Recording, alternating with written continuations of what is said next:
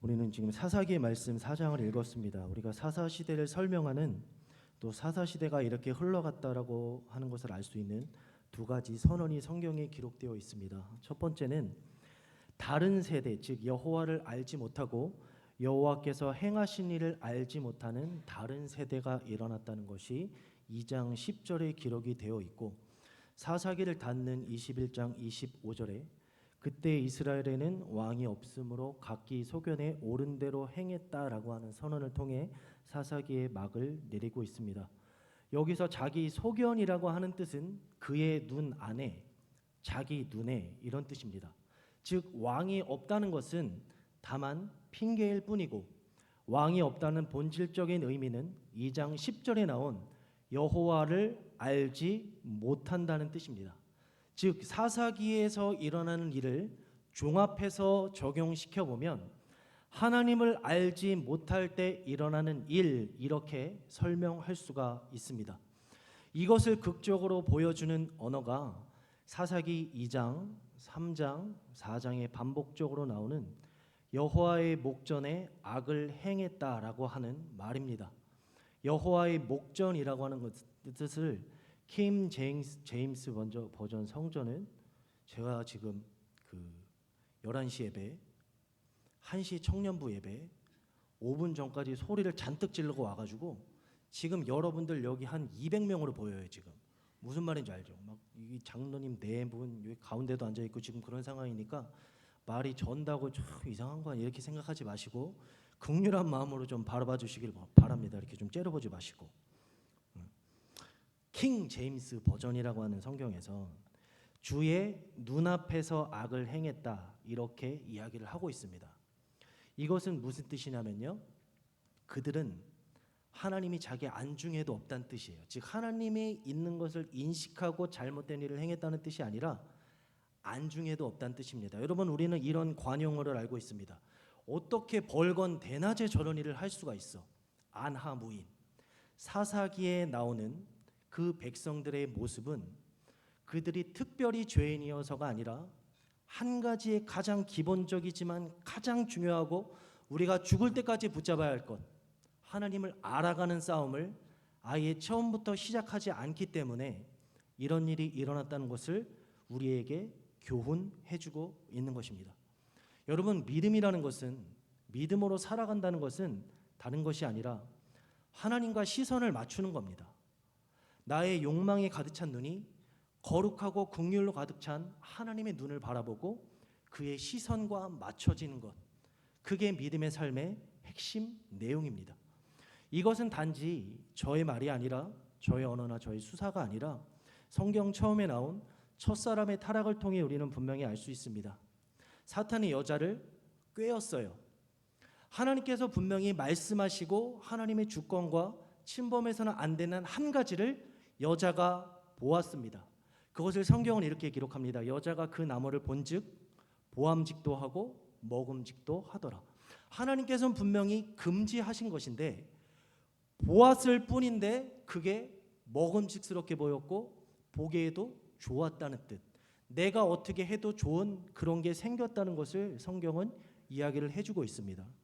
같은 창세기 6장에 노아의 홍수 심판이 있기 이전에 그 당시 살아갔던 사람들의 삶의 행실을 이렇게 설명을 해줍니다.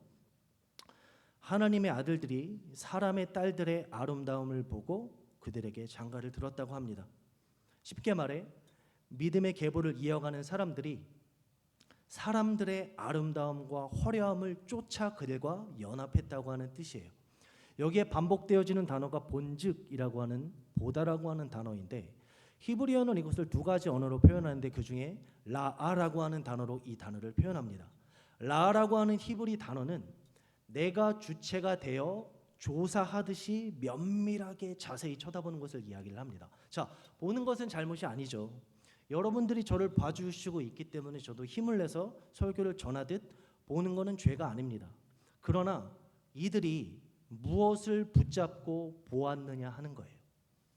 첫사람의 죄는 우리가 알듯이 그의 마음속에 있는 한 가지 탐욕, 한 가지 정욕, 하나님처럼 되고 싶은 마음으로 보았습니다. 하나님처럼 되고 싶은 용어로 라아를 한 거예요. 라아는 뭐라고요? 면밀하게 뜯어보는 거예요. 내가 하나님이 나를 사랑하시는가? 이 정도는 먹어도 되겠지. 하나님이 나를 이렇게 예쁘게 만드셨는데 이 정도는 해도 하나님이 이해하시겠지. 하나님의 시선이 아니라 나의 정욕과 욕망을 가지고 보았다는 거예요. 창세기 6장에 나온 그들은 또 어떻습니까? 사람의 딸들, 하나님과 관계가 없고 거룩함도 없고 하나님의 뜻을 이룰 마음조차도 없는 그들을 자기 눈에 보기 좋은 대로 따라가고 연합했다는 거예요. 무엇을 통해 본 거예요? 욕망과 정욕을 갖고 본 겁니다. 욕망과 정욕의 그 깊은 곳 안에는 나를 만족시켜야만 한다는 자아가 살아 있습니다. 내 행복이 최고라고 하는 거룩과는 상관없는 자아 숭배자의 모습이 욕망과 정욕이라고 하는 마음의 중심에 꽈리를 틀고 있는 것입니다. 그렇기 때문에 제가 말한 믿음이라는 것이 우리의 행위 양식이나 행위의 열심이나 정성이 아니라 하나님과 시선을 맞춘다는 것으로 출발한다는 것. 우리들은 착각하거든요. 내가 열심을 내면 하나님께서 내 결과를 보장해 주신다고요. 근데 하나님은요, 우리를 똑같이 라아하세요. 속일 수 없단 말입니다. 여러분도 이렇게 잘 듣고 계시지만 속으로는 욕하실 수도 있죠. 얼마나 길게 하나 보자.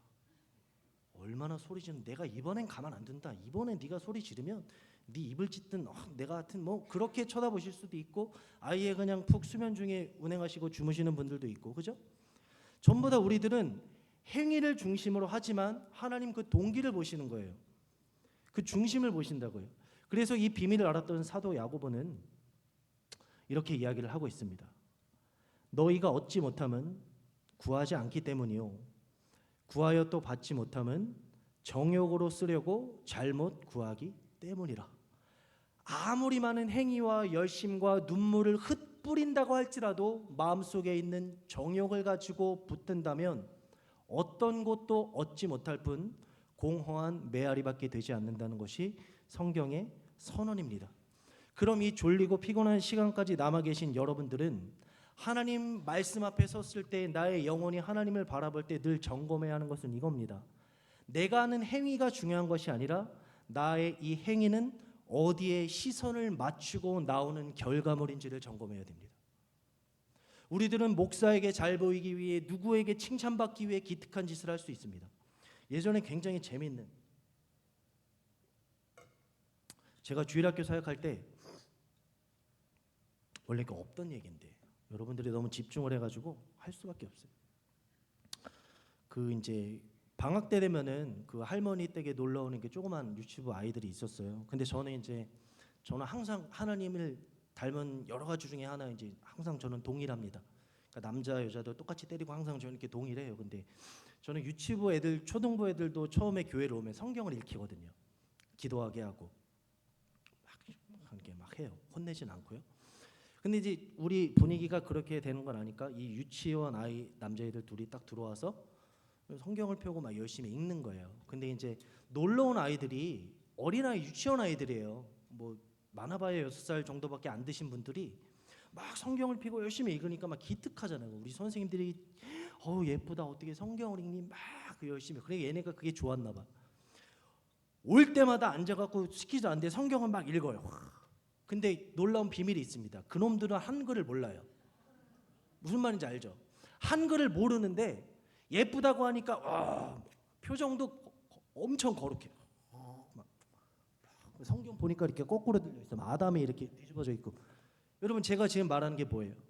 행위는요, 속일 수 있어요. 하나님은 속지 않으세요. 우리에게 은혜가 있다는 말은 우리는 이것을 점검할 실력이 있다는 거예요. 이것을 점검할 기준이 있다는 거예요. 이게 얼마나 큰 복인지 모릅니다.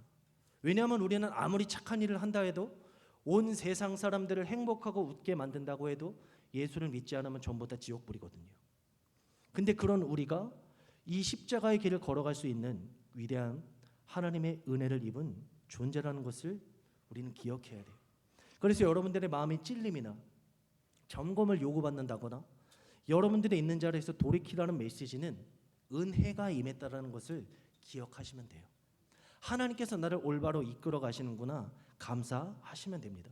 다시 한번 창세기 6장으로 돌아가면요, 그 당시에 하나님의 아들이든 세상 사람이든 우리가 살고 있는 시대와 똑같이 정욕으로 라합니다. 여러분들은 왜 돈을 벌고 싶어 하십니까? 여러분들의 자녀가 왜 잘 되기를 기뻐하시고 그것을 위해 기도하십니까? 점검해 보십시오. 어떤 라아로 그것을 하고 있습니까? 면밀히 조사해서 이 직업을 가지면 안정적이래, 이 직업을 가지면 돈을 많이 번대, 이 직업을 가지면 은퇴가 없대. 세상 사람들이랑 똑같은 마음으로 그렇게 하고 기도하고 있다면 그 기도는 하나님이 절대 받지 않으세요. 왜냐하면 제가 아까 말씀드렸다시피 하나님도 우리를 라하고 있어요. 그래서 창세기 6장 5절은 이렇게 이야기를 하고 있습니다. 여호와께서 사람의 죄악이 세상에 가득함과 그의 마음으로 생각하는 모든 계획이 항상 악할 뿐임을 보시고, 여기서 보다고 하는 말이 라아입니다. 하나님은 이들의 화려함에 속지 않으십니다. 이들의 정성에 속지 않으십니다. 이들의 기특한 재물, 무수한 재물에 속지 않으십니다. 하나님은 창조주이시고 절대주이시고 전능한 분이시기 때문에 그 행위 너머를 보실 수 있는 하나님이기 때문에 그래요. 여기서 우리가 두려워해야 할 점이 있습니다. 저도 마찬가지지만 우리들은요 늘 정욕으로 라하는 존재예요. 직장도, 심지어 예배도, 오늘 설교자가 누구냐, 찬양 곡 리스트는 뭐냐, 늘 내 중심, 내 정욕으로 라하는 존재란 말입니다. 근데 우리가 두려워해야 할 점은 하나님은 거룩으로 라하시는 분이라는 거예요. 하나님은 우리를 정성의 측면에서 측량하지 않으시고요, 거룩의 측면에서 우리들을 쳐다보고 계세요. 이게 레위기의 말씀이잖아요. 내가 거룩하니 너희도 거룩하라. 이거를 우리를 옥죄겠다는 뜻이 아니라 하나님은 당신을 그렇게 부인할 수 없는 거룩하신 하나님이란 말이시라는 거예요. 여러분, 하나님이 거룩하시다는 것은 그분은 공의롭다는 것입니다. 그래서 창세기 6장 5절에 나온 것처럼 하나님이 바라보는 라아로 그들의 라하를 심판하시기로 작정하십니다. 지면에서 그들을 쓸어버린다고 하십니다. 여러분, 지금 우리가 살고 있는 시대도 노아의 시대보다 결코 깨끗하지 않습니다. 그때보다 1mm도 진보하지 않았습니다. 여러분, 우리 착각하면 안 됩니다. 세상 사람들이 말하는 것처럼 인간은 좋아지고 있다, 인간은 교육받으면 선해질 수 있다, 문명은 발전하면 발전할수록 인간이 행복해질 수 있다. 거짓말입니다. 노아의 시대와 똑같습니다. 내 정욕으로 라하고 내 정욕으로 하나님을 바라보는 것 변하지 않습니다. 그러나 하나님은 거기서 일을 하세요. 창세기 6장 8절은 이렇게 이야기를 합니다. 그러나 노아는 여호와께 은혜를 입었더라. 근데 이거를 여러분 직역하면 조금 더 우리에게 와닿아요. 이게 직역하면 이런 뜻이에요. 그러나 노아는 여호와의 눈에 있는 은혜를 보았다. 믿음은 뭐라고 해요? 시선을 맞추는 거예요. 우리가 하나님과 시선을 맞추지 않으면요, 우리는 정욕을 기준 삼아 보게 되어 있어요.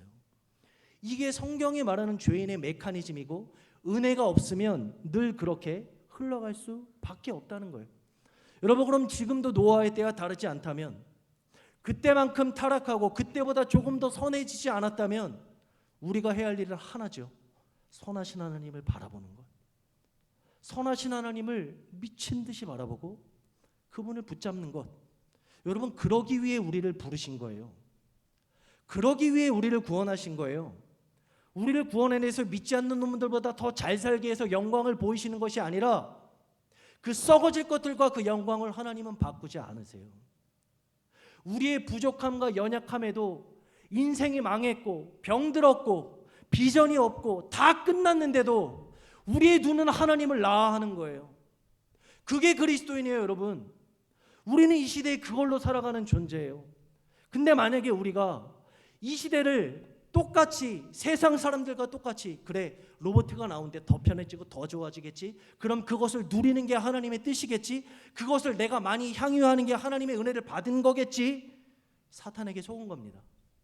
여러분, 우리들은 진리 안에서 정신을 차려야 하는 거예요. 여러분, 그러나 이렇게 말하는 저도 이게 솔직히 쉽지 않잖아요. 어떻게 하나님께 시선을 맞춥니까? 어떻게 하나님의 마음을 헤아립니까? 우리들은 피조물입니다. 측량할 수 없는 하나님의 마음을 우리가 어떻게 헤아릴 수 있을까요?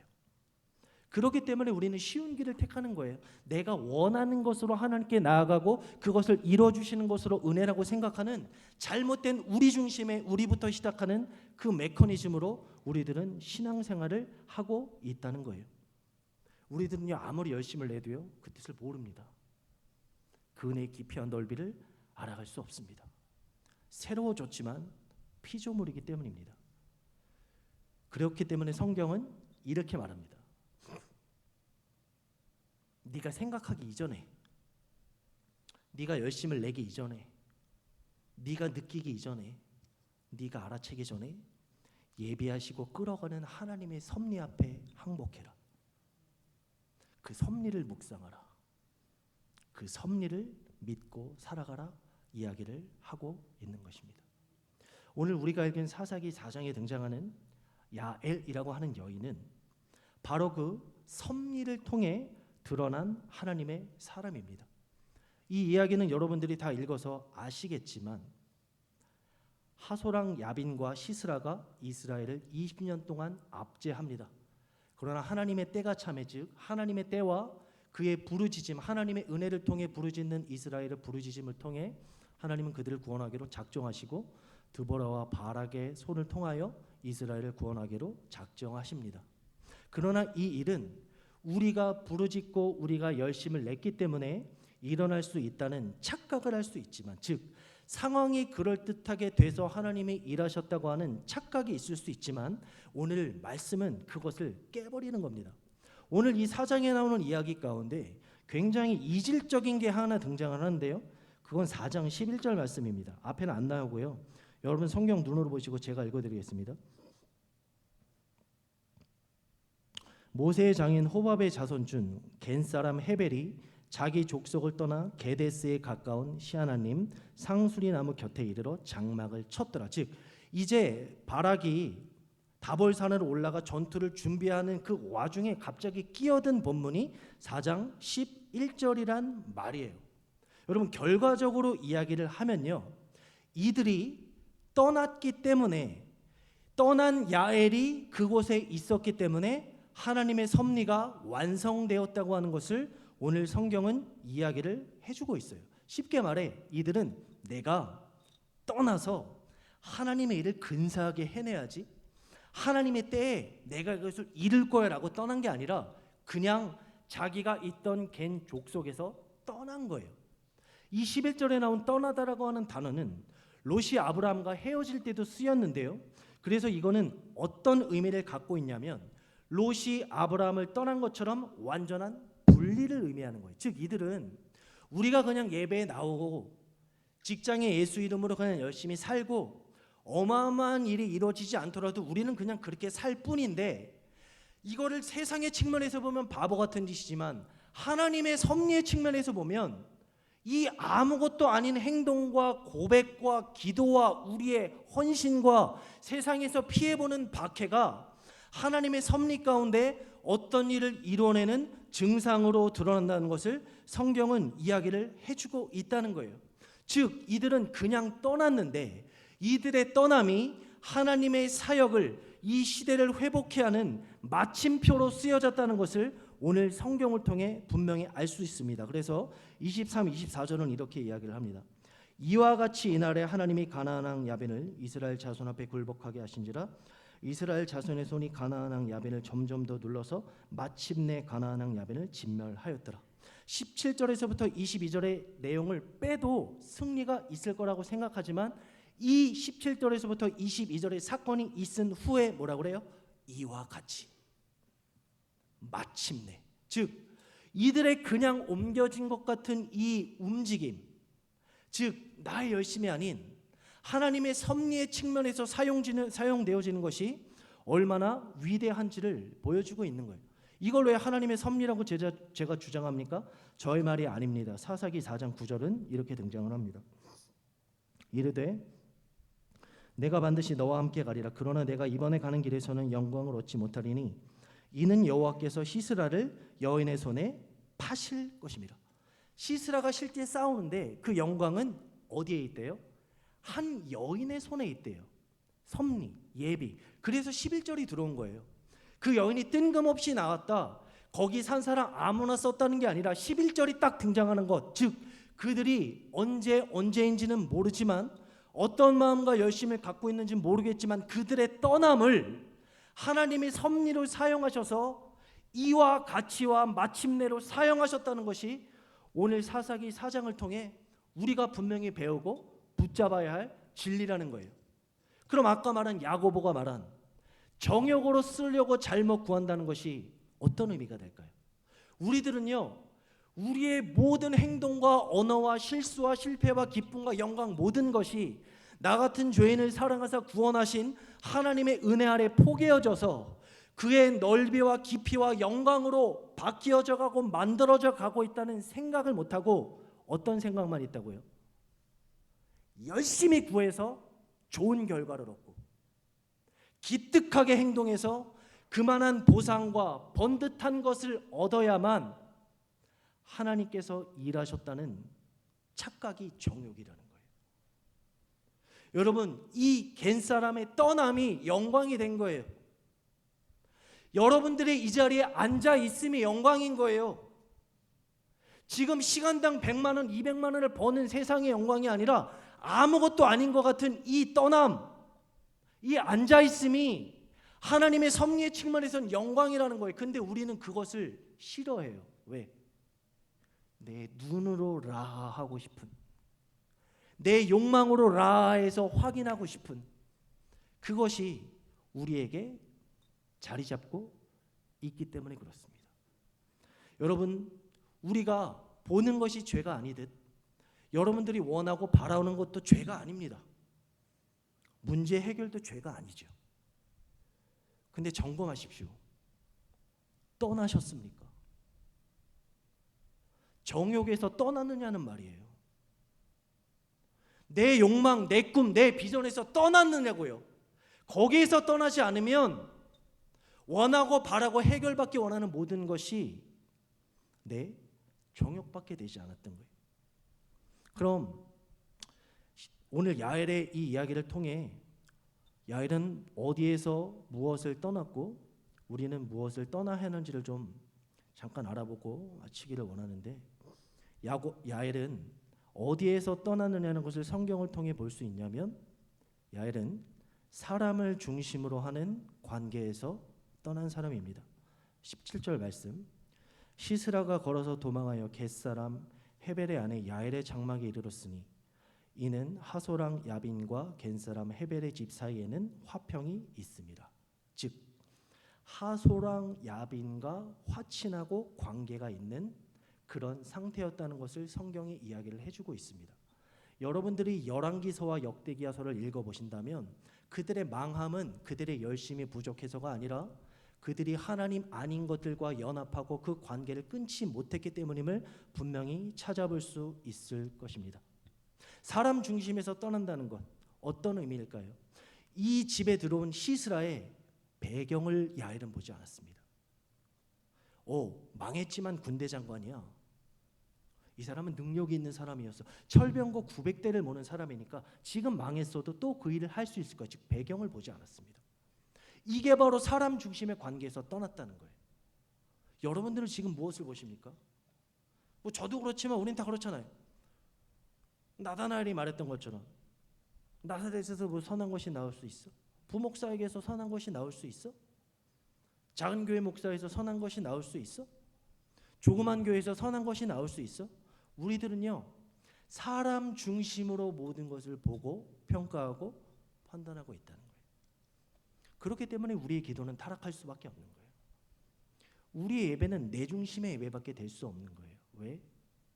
내가 화평을 맺고 있는 것에서 떠나지 않고 내가 즐거워하는 것을 끊어내지 않고 드리는 예배의 그런 삶, 그렇기 때문에 우리 안에는 참된 기쁨이 존재하지 않는 것이에요.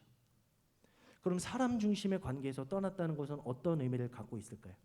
야엘은 종합적으로 이야기를 하면 하나님이 원하시지 않는 것에 대하여 떠났던 사람입니다. 시스라는 가정적으로 보면 이들과 화평하고 관계 있고 보듬어 줘야 될 사람이지만 하나님과의 관계에서 측면에서 보자면 진멸해야 할 것입니다. 여러분, 우리 안에 이 열심과 이 믿음이 있어야 돼요. 우리들은 온갖 죄된 것을 기도함으로 얻어내길 요구하고 믿지 않는 사람과 연합하고 예배를 빠지고 내가 돈 벌면서도 11조 내는 것을 옳다고 생각하는 잘못된, 즉 하나님이 원하시지 않는 것과 야합하고 연합하고 끊어놓지도 않고 있으면서 하나님의 사람이라고 하는 것은 잘못된 것이라는 것이죠. 시스라는요, 야엘은요, 시스라의 능력과 배경과 그가 속해 있는 나라를 보지 아니하고 하나님의 관점에서 그에게 못을 박았습니다. 그럼 저와 여러분들에게 다시 한번 드리고 싶은 질문은 이겁니다. 우리는 우리의 마음과 영혼과 삶 가운데 내 자신을 하나님답지 못하게 하는 것에 대하여 떠나셨습니까? 떠나고 있습니까? 못 박았습니까? 못 박고 계십니까? 사람과의 관계가 중요하지 않다는 것은 아닙니다. 그러나 주님이 말했듯이 진리를 따라갈 때는 아내도 남편도 아비도 어미도 원수가 될 수 있다고 이야기를 합니다. 절대적인 명령이에요. 근데 우리들은 사람을 위로해 준다는 미명하에 복음을 전하지 못하고 회개를 요청하지 못하고 잘 될 겁니다. 기도하면 축복받을 겁니다. 이루어질 겁니다. 겉만 번지르르한 선행을 가지고 하나님과의 관계에서 멀어지고 하나님의 영광을 떨어뜨리고 있지는 않습니까? 여러분들의 자신과 여러분들의 자녀와 여러분들의 직장과 사업 가운데 하나님의 가치관으로 접근하고 계십니까? 하나님의 가치관으로 여러분들의 사업을 설계하시고 하나님의 방법으로 여러분들의 자녀의 미래를 함께 기도하며 계획하고 계십니까? 아니면 세상과 똑같이 얼마나 벌어야 행복할까? 이걸 얻으면 유익하지 않을까? 그런 세상의 관점으로 접근하고 있습니까? 하나님은 분명히 싫어하시고 미워하시는데 나는 연약해, 어쩔 수 없어 라고 하는 겸손 같지 않은 여전히 내 자아를 숭배하고 있는 그 핑계를 대며 거기에 머물러 있지는 않습니까? 여러분, 여기서 우리가 왜 떠나야 될까요? 당연히 여러분들의 영혼을 위해서이지만 여러분들만 잘 되기 위해서 떠나라는 것이 아닙니다. 야엘의 그 떠남은 그 족속에서 갈라져 나오는 것이었지만 그 떠남과 그 분리가 마치 거룩의 원리처럼 구별되어 하나님의 섭리의 통로가 됐던 것처럼 여러분들의 떠나야 되는 그 힘겨운 믿음의 싸움이 왜 필요할까요? 우리가 야엘인 거예요. 우리가 통로가 되는 거예요. 우리를 통해 시스라 죄를 못 박는 거예요. 우리를 통해 거기에 대항해서 싸우는 거예요. 그래야 누구를 살리는 거예요. 제가 오늘 이거를 왜 우리가 이 관점에서 떠나야 되냐면요. 왜 누군가를 살려야 되냐면요. 여러분들은 굉장히 이제 훌륭하시지만 떠나지 않고 자기 정욕을 중심으로 자기 스스로 만족해하며 예배하는 사람, 왜 내가 힘겨워도 떠나야 하는가? 남을 살린다는 것은 무슨 뜻인가? 요즘에 그런 얘기 많이 하잖아요. 교회마다 다음 세대가 없다. 저도 동감합니다. 그래서 교계의 뉴스나 신문이나 수도 없는 진단을 내놓기도 하고 많은 것을 이야기를 합니다. 어떤 한 영상에서 이제 그것을 보았는데 저는 항상 좀 댓글을 보거든요. 거기에서 이제 사람들의 마음과 좀 상태와 태도를 알 수 있기 때문에. 근데 수많은 학자와 목사들이 나와서 왜 다음 세대가 없느냐, 청년들이 떠나느냐를 막 난상 토론하고 했던 그 영상에 어떤 한 청년이 댓글을 달았는데 이게 저희 마음을 울렸고 저도 이랬고 여러분들이 잘 믿진 않으시겠지만 청년 애들이 저를 생각보다 좀 많이 좋아해요. 왜냐하면은 제가 그 마음을 헤아릴 줄 알아서 그래요. 왜 내가 당했기 때문에. 왜 이런 일이 벌어졌는지를 실제 경험했던 청년이 이렇게 이야기를 하고 있어요. 잘 들어보십시오. 90년생입니다. 주일 성수를 가르치면서 자기 애는 학원 보내는 주일학교 교사들을 보고 자랐습니다. 세상에서 말하는 성공보다 예수님을 따르는 삶이 가치 있다고 말하면서 직장은 어디냐 물어보고 단순 생산직이라는 대답에는 경멸하는 눈빛을 보내는 어른들을 보고 자랐습니다. 잘못 가르친 결과입니다. 받아들이세요. 어르신들이 원하신 게 이런 거 아니었나요? 다라고 하는 것은 아니고 여러분들을 정죄하는 것도 아닙니다. 그러나 분명히 반성해봐야 될 지점입니다. 그럼 이제 말씀을 마무리하고자 할 때 여러분들은 지금 혹시 철병고 900대를 보고 있는 거 아닙니까? 내 안에 그 900대가 생기면 행복할 거라는 착각을 갖고 있진 않습니까? 여러분 그 시선을 하나님께 올려드려야 합니다. 왜냐하면 우리 눈에 철병고 900대는 세거든요. 현대식으로 말하면 탱크예요, 탱크. 고대 전쟁에 철병거가 900대 있으면 이길 수가 없어요. 10,000명이 덤벼도 여기 10,000명이 나오지만 이길 수가 없는 싸움이에요. 근데 오늘 하나님의 섭리를 이야기하잖아요. 우리가 사는 것도 여러분 다 철병거 900대 같잖아요. 세상 만만치 않잖아요. 여러분 돈 벌기 쉽지 않잖아요. 사업 어려우시잖아요. 전부 다 철병거 900대가 맞다고요. 근데 우리는 그것만 보고 내가 901대는 돼야 905대는 돼야 세상을 이길 거라고 생각하는 사탄이 속이는 마음이 있다고요. 근데 그게 아니라 그 너머를 보셔야 돼요. 하나님은 상황을 통해 일하시지 않고요. 상황과 상관없이 일하세요. 이미 일하고 계신 거예요. 이 전쟁은요. 이 철병거 900대가 완전히 무력화되었어요. 기손강에서 전투가 일어나는데 시스라와 바락은 다볼산 위에서 진을 칩니다. 그래서 이들이 진을 쳤을 때 이들을 보고 이 시스라가 철병들을 끌고 기손강으로 와요. 근데 여러분 기손강이라고 하는 것은 우기가 아닌 건기 시기에는 강의 폭도 좁고요. 강도 얕아요. 그리고 거기에는요. 그냥 평야같이 있어서 철병거로 진치기를 아주 딱 좋은 곳이에요. 즉 우리가 살고 있는 세상과 똑같아요.